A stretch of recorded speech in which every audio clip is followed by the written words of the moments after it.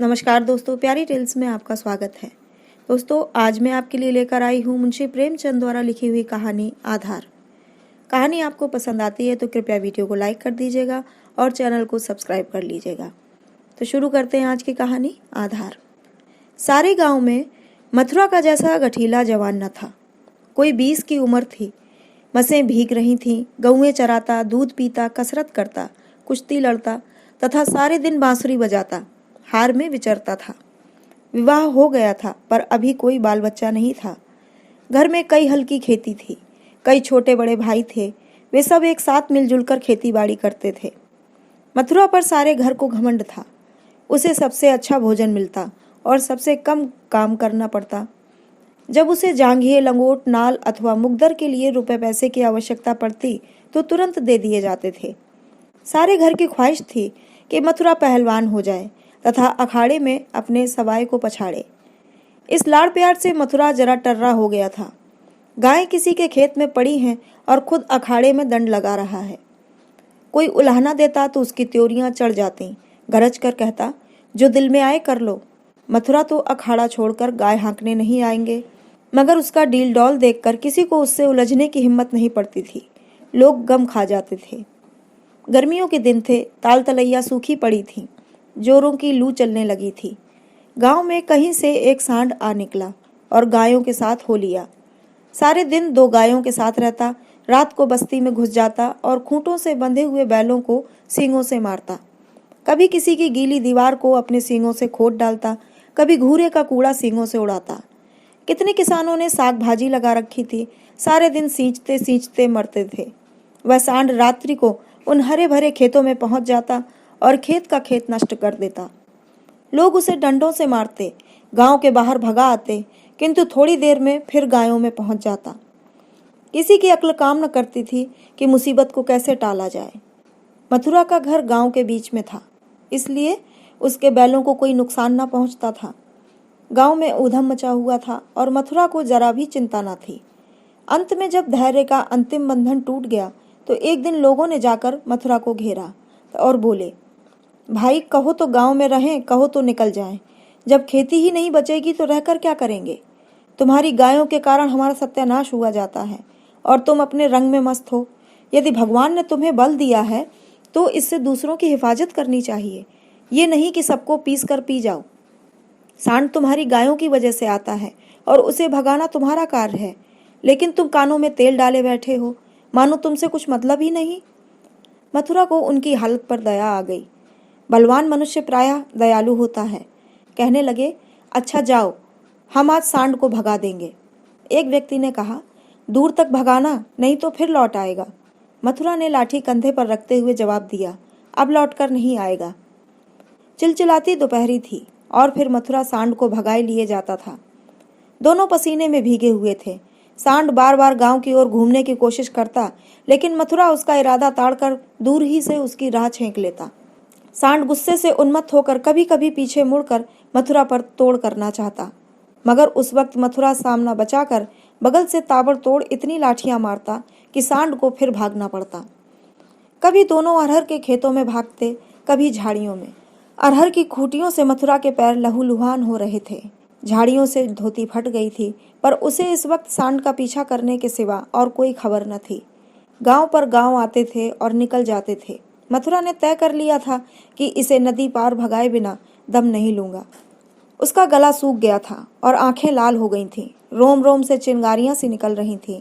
दम सूख गया था, लेकिन वह एक पल के लिए भी दम न लेता था।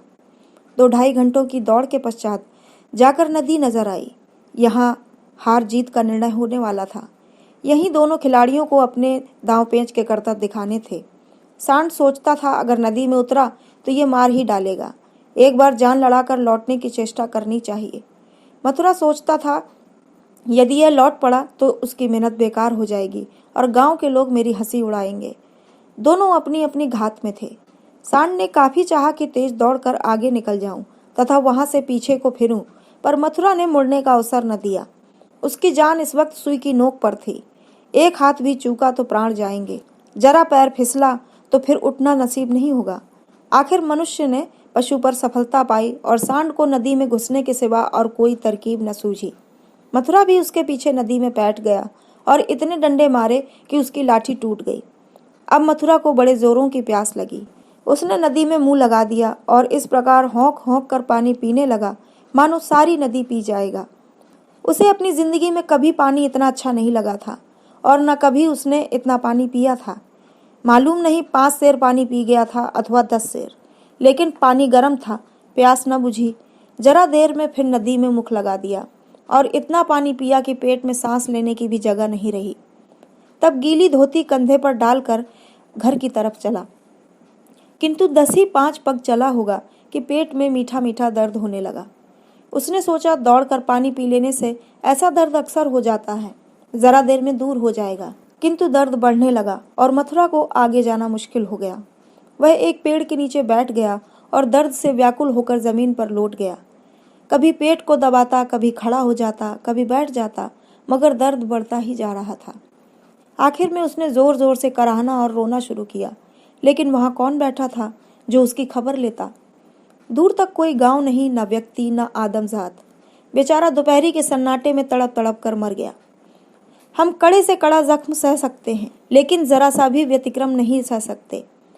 वही देव जैसा जवान जो कोसों तक सांड को भगाता हुआ चला आया था, तत्वों के विरोध को एक बार भी नहीं सह सका। कौन जानता था कि ये दौड़ उसके लिए मौत की दौड़ होगी। कौन जानता था कि मृत्यु ही सांड का रूप धरकर उसे ऐसे नचा रही है।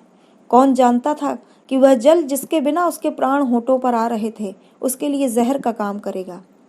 शाम के समय उसके घरवाले उसे ढूंढते हुए आए। देखा तो वह बड़े विश्राम में मग्न था।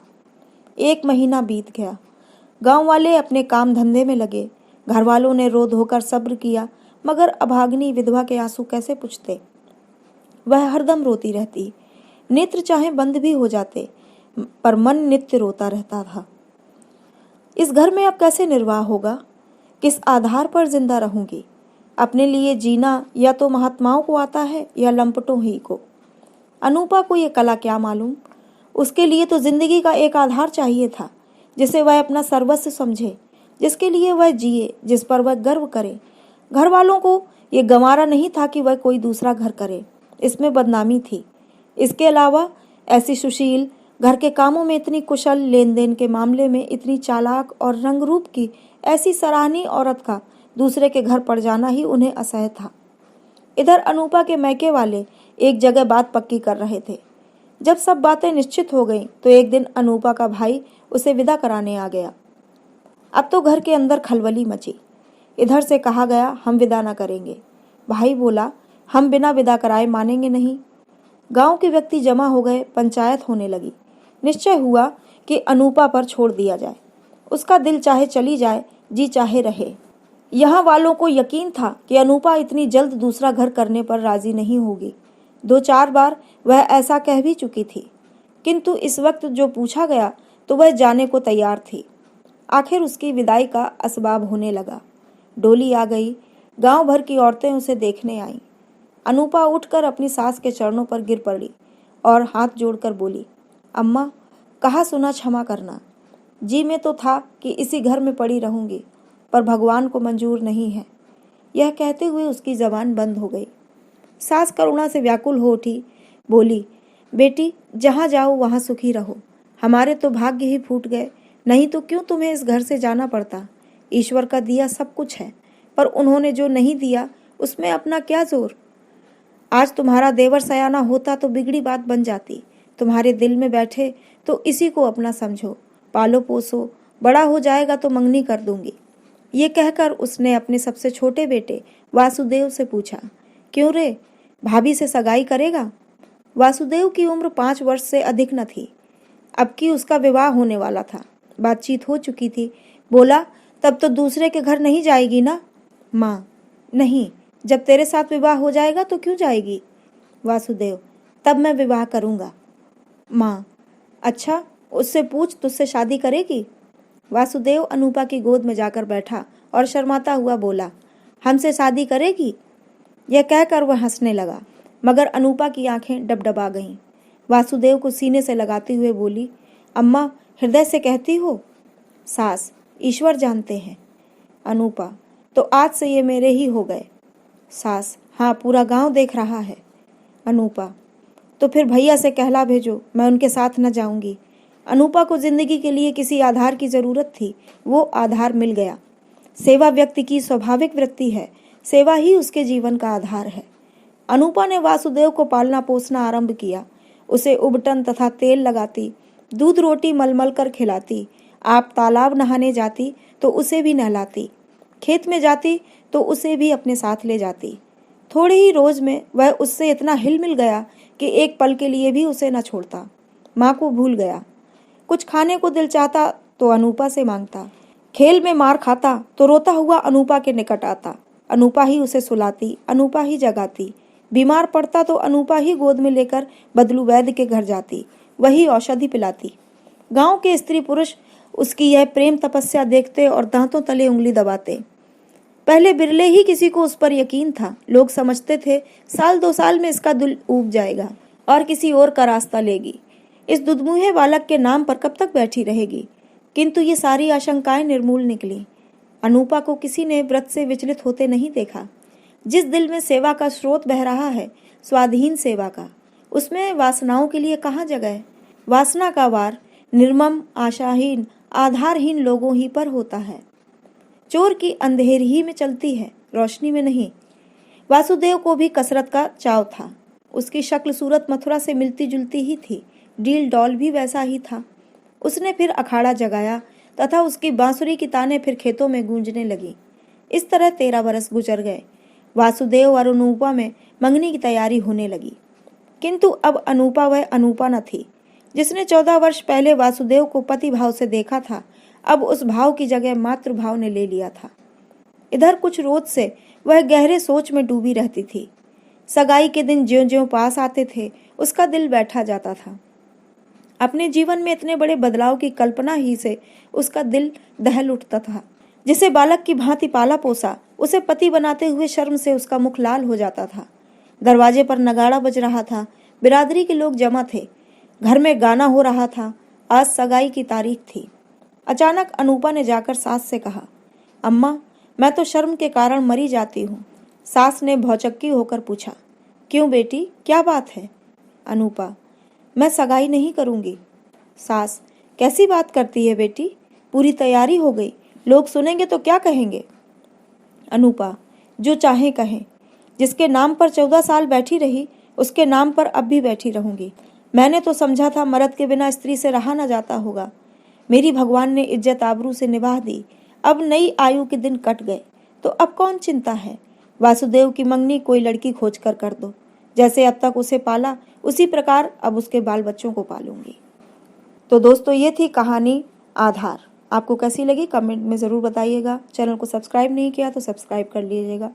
कहानी को अंत तक सुनने के लिए धन्यवाद।